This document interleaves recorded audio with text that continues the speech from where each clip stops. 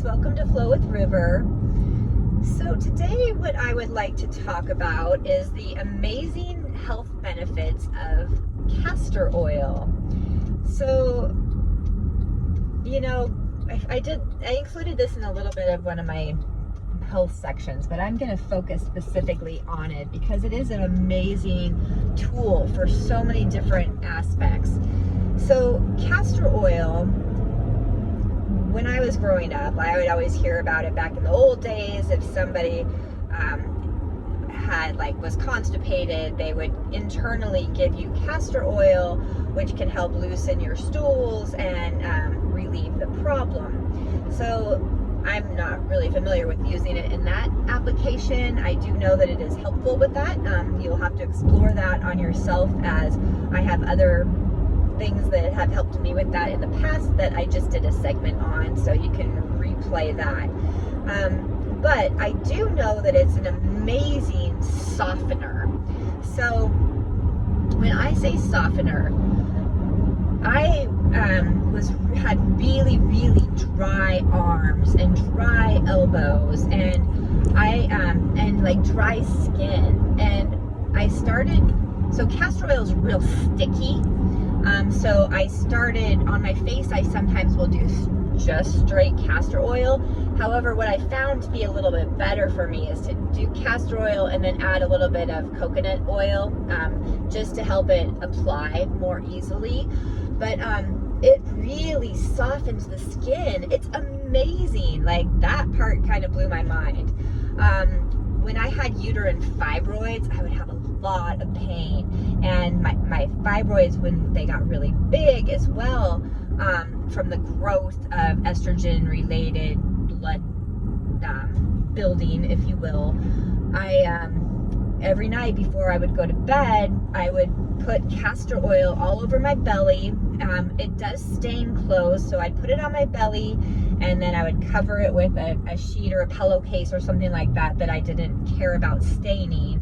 And then I would put a heating pad on that, and then that's how I would fall asleep. And it's very helpful for cramps, for any kind of menstrual pain that needs to be softened or eased. It's also in that same area, that same application for constipation. So doing that same protocol. Great to do it at night, so that way it stays on your body and can really get in there.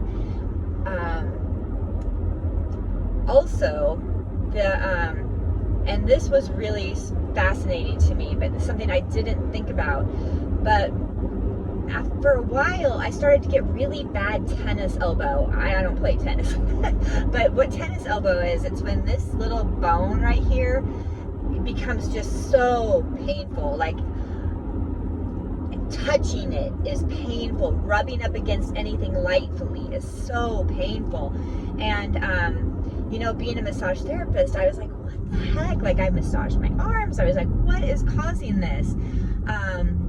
And so I finally figured out what was causing it, and it was, I had dogs, and every day, twice a day, I would take them to the park or somewhere, and we would do I would use the chucker, and I would chuck tennis balls. So the chucker is one of those long handled things. You put the tennis ball in and you can whoop it. So that action. So my tennis elbow was actually caused from that. It was just that repetitive motion. So repetitive motion of anything, carpal tunnel, but repetitive motion, if you're not being mindful, can cause inflammation in your body and owies. So I got it from that. So I one day had a virtual appointment with Dr. Hunter, my naturopath, and he was like, well, it sounds like tendonitis, sounds like tennis elbow. He's like, put castor oil on it. And I was like, brilliant. Like, I didn't even think about that. So I stopped using that arm, first of all, with the chucker.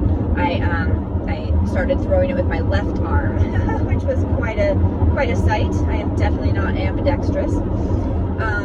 And I started applying castor oil to that whole area, going up my arm and down. So the joints, remember, are places where our muscles attach.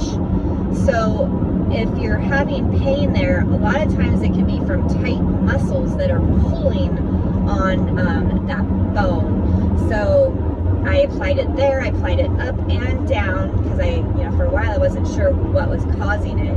And man, did that help, just giving it a break and applying the castor oil. So these are my, also, like, things like if you get rough feet, like, put it on before you go to bed at night and it will soften. Now, if you need calluses on your feet, or if you're a musician and you have, calluses on your fingers, although if you're a musician, it's quite fine, but if you want to keep those calluses, maybe be a little mindful, because it will soften.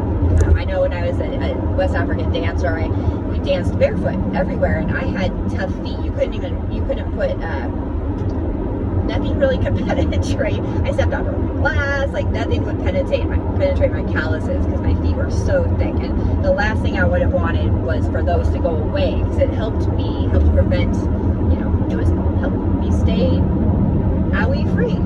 So anyway, I hope this was helpful, and take care. See you tomorrow.